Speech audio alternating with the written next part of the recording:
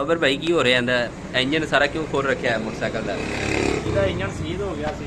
Engine seal हो गया मुकम्मल है। ਹਾਂਜੀ ये केड़ी कंपनी का मोटरसाइकिल है बाबर भाई? ਇਹ ਮੋਟਰਸਾਈਕਲ ਰੋਈ ਹੈ। अच्छा रोही मोटरसाइकिल है चाइना दी 70 सीसी 2018 ਮਾਡਲ ਹੈ। 2018 मॉडल है। ਇਹ ਇਹਦੇ ਪੁਰਲੇ ਨਵੇਂ ਡਾਲੇ ਨੇ।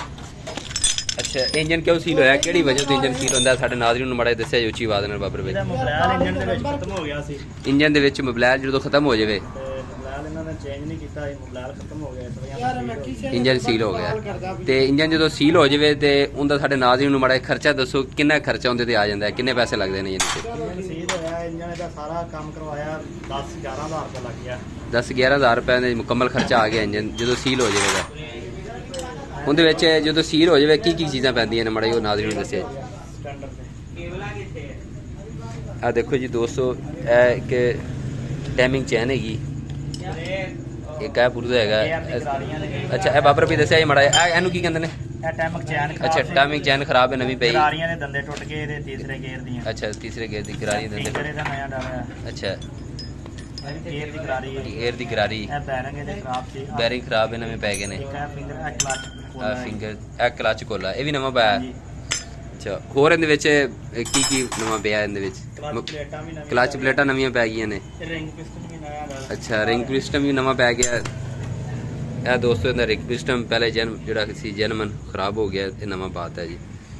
ਆ ਦੇਖੋ ਇਹਦੀ ਹਾਲਤ ਦੇਖੋ ਕਿਸ ਤਰ੍ਹਾਂ ਹੋ ਗਈ ਜੀ ਰਿੰਗ ਪਿਸਟਨ ਦੀ। ਤੇ ਮੋਬਾਈਲ ਵੀ ਇਹਦਾ ਨਵਾਂ ਚੇਂਜ ਕਰਤਾ ਹੈ ਟਿਊਨਿੰਗ ਵਗੈਰਾ ਹੋ ਗਈ ਮੁਕੰਮਲ। ਇਹ ਬਿਲਕੁਲ ਦਾਣੇ ਤੇ ਹੋ ਗਈ ਜੀ ਮੋਟਰਸਾਈਕਲ।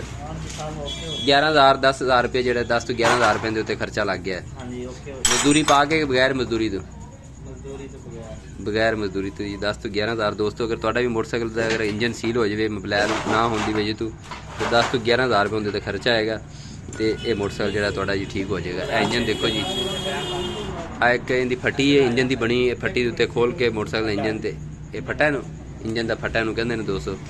ਤੇ ਇਹ ਇਹਦੀ ਵਾਇਰਿੰਗ ਹੈ ਜੀ ਤਾਰ ਦੀ ਤੇ ਇਹ ਬਾਬਰ ਮਕੈਨਿਕ ਸਾਹਿਬ ਜੀ ਨੂੰ ਸੈੱਟ ਕਰ ਰਹੇ ਨੇ ਇੰਜਨ ਨੂੰ।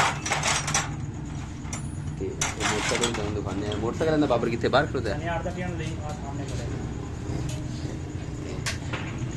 ਇਹ ਦੋਸਤੋ ਸਾਹਮਣੇ मोटरसाइकिल है चाइना का रोही तो नज़र आ रहा है। इस मोटरसाइकिल का इंजन खोलिया एक आ मोटरसाइकिल ठीक हो रही है जी। तो अगर तुम भी मोटरसाइकिल के बारे दोस्तों कोई मालूमात लेना चाहते जे या कोई काम करवाना चाहते जे तो इस नंबर से तुम रब्ता कर सकते। बाबर आटो सर्विस फोटाबाद शॉप है मेन रोड पर। बाबर भाई अपना फोन नंबर दसिया जी। 0343 एक मिनट जी नाज़रीन तुहानू फोन नंबर ही असीं दिखा देने बाबर भाई का। तो इस नंबर से तुम रब्ता कर सकते जी। Babar auto service M Babar Guraya 0343 70 15 267 हुंडा स्पैशलिस्ट ने मोटरसाइकिल दे। इन्हां दा तुहानू लाइसेंस जिहड़ा हुंडे दा वो भी तुहानू दिखाने ते डेली दे 3 तो 4 इंजन नवे मोटरसाइकिलों के करते हैं। यह इन्हां दा स्पैशलिस्ट हुंडे दे इन्हां दा सर्टिफिकेट बनया देखो जी। एड्रैस हुंडा मोहम्मद बाबर आटो सर्विस फोटाबास। यह फोटाबास का बोर्ड है यह मोहम्मद बाबर लिखा है जी। यह इन्हां दा फोटो हैगी। यह देखो जी एड्रैस हुंडा दा इन्हां दा स्पैशल कार्ड बनया है। यह मोटरसाइकिल के जो डिज़ाइन वगैरह है नक्शे सारे मुकम्मल मौजूद हैं दोस्तों।